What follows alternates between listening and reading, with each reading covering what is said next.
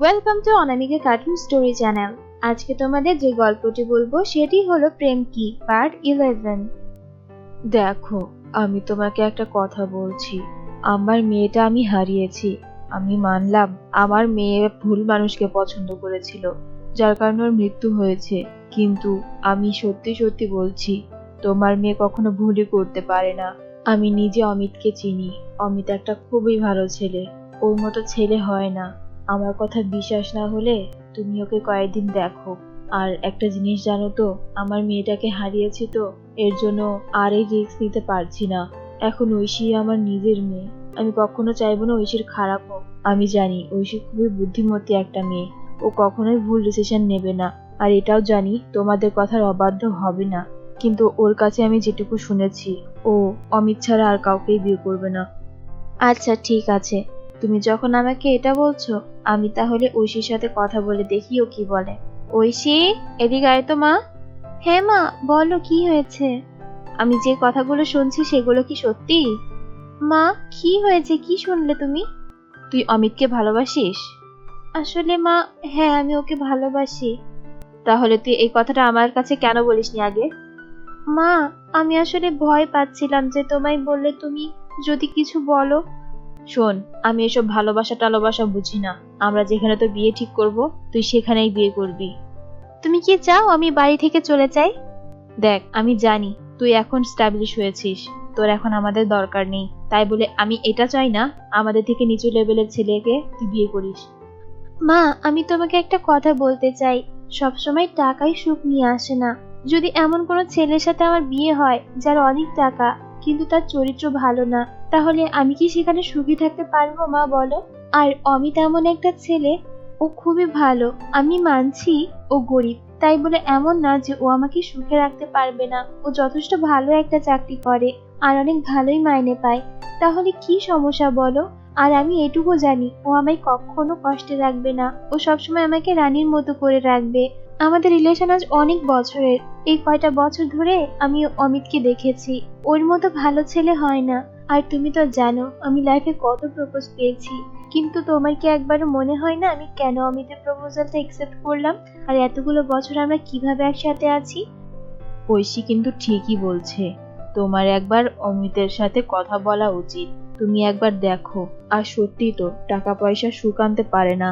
একটা ভালো মানুষের হাতে না পড়লে মেয়েটার জীবনই নষ্ট হয়ে যাবে। আর এখনকার সমাজ তো দেখছো, যেই ছেলের বেশি টাকা সেই ছেলেদের বাইরের দিকে মন। সুতরাং আমার মনে হয় অমিতই ঐশীর জন্য ভালো। আচ্ছা ঠিক আছে, যখন তোমরা বলছো, আমি অমিতকে দেখব। আর আমার যদি অমিতকে ভালো লাগে তাহলেই আমি সামনের দিকে এগোবো, আর না হলে না। আমি জানতাম মা তুমি আমার কথায় রাজি হবেই। এত খুশি হওয়ার কিছু হয়নি, আমি এখনো রাজি হইনি। আর তাছাড়া তোমার বাবাও আছে। তোমার বাবাকে তুমি এখনো কিছু জানাওনি। আচ্ছা শোনো, তোমার এত চিন্তা করতে হবে না। আমি না হয় ভাইয়ের সাথে কথা বলে নেব। আর আমার বিশ্বাস ভাই আমার কথা অবশ্যই শুনবে। ঠিক আছে, তাহলে ওই কথাই থাকলো। ঐশী, অমিতকে একদিন আমাদের বাড়ি নিয়ে আসিস তো, ওর সাথে একটু কথা বলবো। ঠিক আছে মা, আমি আজকেই ওকে আসতে বলবো। আন্টি, তুমি আজ বাড়ি যাবে না, তুমি আজ এখানেই থাকবে। আজ অমিত আসবে, অমিতের সাথে কথাবার্তা হবে, তুমিও সেখানে থাকবে। তারপর খাওয়া দাওয়া করে একসাথে তোমরা দুজন যাবে, কেমন? ঠিক আছে, আমার মা যখন বলেছে আমি সেই কথা না রেখে কি থাকতে পারি। সেদিন ঐশী অমিতকে ফোন দিয়ে সমস্তটা বলে। অমিত একটু ঘাবড়ে যায়, কিন্তু অনেক সাহস নিয়ে ঐশীদের বাড়ি আসে আর ঐশীর মায়ের সাথে কথা বলে। ঐশীর মা অমিতের ব্যবহার দেখে খুবই খুশি হয় আর সে সিদ্ধান্ত নিয়ে নেয় অমিতের সাথেই ঐশীর বিয়ে দেবে। আর এই নিয়ে সে তার হাজবেন্ডের সাথেও কথা বলে। প্রথম দিকে ঐশীর বাবা মোটেও বিষয়টা মানছিল না, কিন্তু ঐশীর কান্নাকাটি দেখে ঐশীর বাবা আর অমত থাকতে পারলেন না। অমিতের সাথে ঐশীর বিয়ে দিতে তিনি রাজি হয়ে যান। তারপর ঐশীর বাবা মা অমিতের বাবা মায়ের সাথে কথা বলে বিয়ের দিন তারিখ ঠিক করে। একদিন রাতে ঐশী আর অমিত ফোনে কথা বলছিল। অমিত, জার্নিটা কেমন ছিল তা বলো। জার্নিটা তো খুবই ভালোই ছিল। আর আমি তো আশাই করতে পারিনি তোমার বাবা মা এত সহজে সবটা মেনে নেবে। আমি জানতাম মামার বাবা মা মেনে নেবে। আর কেনই মেনে নেবে না বলো? তুমি তো মেনে নেওয়ার মতোই ছেলে না? ধুর, কি যে বলো না। আর এত লজ্জা পেতে হবে না, তুমি সত্যি অনেক ভালো ছেলে। যার জন্য আমার বাবার মতন একজন মানুষ তোমাকে পছন্দ করেছে। আমার বাবা হাজার হাজার মানুষের সাথে ওঠা বসা করে। আমার বাবা মানুষ চিন্তা কখনোই ভুল করবে না। আর আমার বাবা মায়ের তোমার উপর খুবই ভরসা আছে। আর আমি এই ভরসা কখনোই ভাঙবো না। তারা আমাকে তাদের এই রাজকন্যার মতো মেয়ে আমার হাতে তুলে দেবে। আর আমি জানি একটা পরিবার থেকে একটা সদস্য চলে যাওয়া কতটা ইমোশনাল একটা ব্যাপার। যে বাবা মা তার মেয়েকে ছোট থেকে বড় করেছে, কত ভালোবাসা দিয়েছে, সেই মেয়েটাকে আমার হাতে তুলে দিচ্ছে। তুমি হলো তাদের চোখের মণি, আর আমি যদি এই মণিটাকেই আগলে রাখতে না পারি, তাহলে আমি কেমন মানুষ হলাম বলো? সত্যি অমিত, তুমি সত্যিই অনেক ভালো একটা মানুষ। তোমার মতো করে যদি সবাই ভাবতো তাহলে হয়তো পৃথিবীটা অন্যরকমই হতো। সম্পর্কের ভিতরে এমন ভাঙা গড়া থাকতো না। একটা মানুষ হিসেবে এটুকু জ্ঞানবোধ তো থাকা অবশ্যই উচিত। আচ্ছা শোনো, তুমি রাত্রে খাওয়া দাওয়া করেছো তো? হ্যাঁ, আমি রাত্রে খাওয়া দাওয়া করেছি। তুমি করেছো? হ্যাঁ, আমি খেয়েছি। আমি ভাবছি কাল রিয়ার মায়ের সাথে দেখা করতে যাব। আন্টির জন্য তো আজ আমাদের বিয়েটা সম্পূর্ণ হচ্ছে। হ্যাঁ, তুমি ঠিকই বলেছো। বিয়ে ঠিক করার পরে আন্টির সাথে দেখা করতেই যাওয়া হয় না। একটা কাজ করি, কাল যাই বলো? হ্যাঁ হ্যাঁ, কালকে যাব।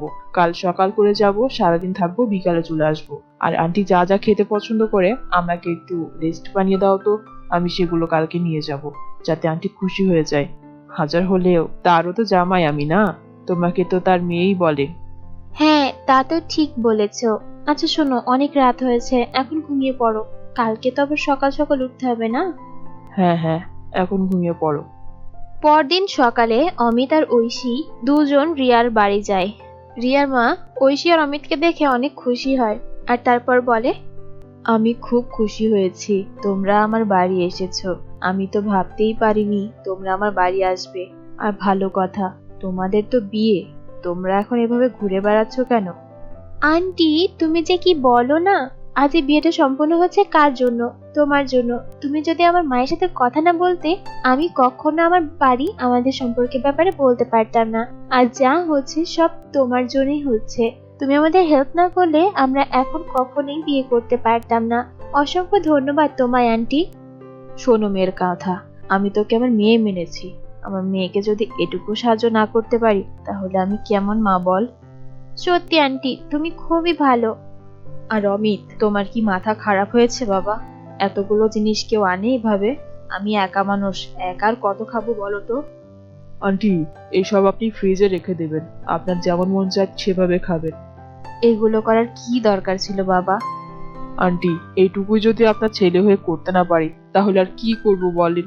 আপনার সাথে তো আমি আর থাকি না যে আপনার সেবা যত্ন করব। তুমি যা বললে বাবা, এতে আমার মন ভরে গেছে। সত্যি আমি একটা ভালো ছেলে মেয়ে পেয়েছি। আচ্ছা শোনো, তুমি যে আমাদের ছেলে মেয়ে বলছো, তা তোমার ছেলে মেয়ের বিয়েতে শপিং করতে যাবে না? আমি কিন্তু তোমার পছন্দেরই ড্রেস পরবো আমার বিয়েতে। তুমি যদি শাড়ি বলো তাহলে আমি শাড়ি পরবো, আর যদি গাউন বলো তাহলে আমি গাউনই পরবো। কিন্তু সেটা তোমার পছন্দের।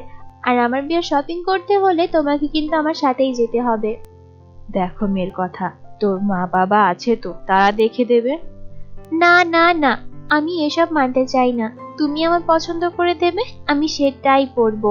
এছাড়া আমি আর অন্য কোনো জামা পরবো না। আচ্ছা ঠিক আছে, আর আমি সবসময় চাই তুই গাউন পরে বিয়ে কর, কারণ এখনকার যুগে আর কে শাড়ি পরে বল? আর তোকে গাউন পরলে একদম রানীর মতো লাগবে। তুমি যেটা বলবে আমি সেটাই পরবো। আচ্ছা শোনো, আজ সারাদিন তোমার সাথে থাকবো, আর তারপর তুমি ব্যাগ প্যাক করে আমার সাথে আমার বাড়ি যাবে। আমার বিয়ে না হওয়া পর্যন্ত আমার বাড়ি থেকে তুমি আর এখানে আসতে পারবে না। শোনো পাগলি মেয়ের কথা, আমি যদি চলে যাই তাহলে তোর আঙ্কেলকে খাবার দেবে কে? রান্না তো করতে হবে নাকি? তোর আঙ্কেল তো রান্না করতে পারে না। আরে তোমার এত চিন্তা করতে হবে না, আঙ্কেলও আমাদের সাথেই যাবে। আমি আঙ্কেলকে আগে থেকেই বলে রেখেছি। আঙ্কেল বাড়ি এসে ফ্রেশ হয়ে সোজা চলে যাবে আমাদের বাড়ি। তুমি একদমই কিছু চিন্তা করবে না। সত্যি পাগল মেয়েটা। এই ছিল আজকের গল্প প্রেম কি পার্ট 11। আশা করি তোমাদের ভালো লেগেছে। ভালো লাগলে অবশ্যই লাইক করবে এবং কমেন্টের মাধ্যমে তোমাদের মতামত জানিয়ে দিবে। আর তোমরা যদি আমাদের চ্যানেলে নতুন হও, আমার চ্যানেলকে সাবস্ক্রাইব করে পাশে থাকা বেল আইকনে ক্লিক করবে, তাহলে আমার চ্যানেলের আপডেট ভিডিও সবার আগে তোমার কাছে পৌঁছাবে। আর তোমরা যারা প্রেম কি পার্ট 1 থেকে পার্ট 10 পর্যন্ত দেখোনি, ডেসক্রিপশন বক্সে লিংক দেওয়া থাকবে। আর তাছাড়া আমার চ্যানেলের আলাদা করে প্লেলিস্ট করা আছে, ওখান থেকেও দেখতে পারো। ধন্যবাদ।